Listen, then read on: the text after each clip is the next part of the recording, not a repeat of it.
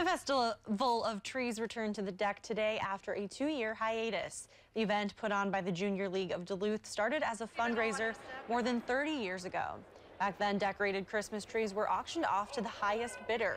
Now the event has added nearly 125 vendors selling locally made products.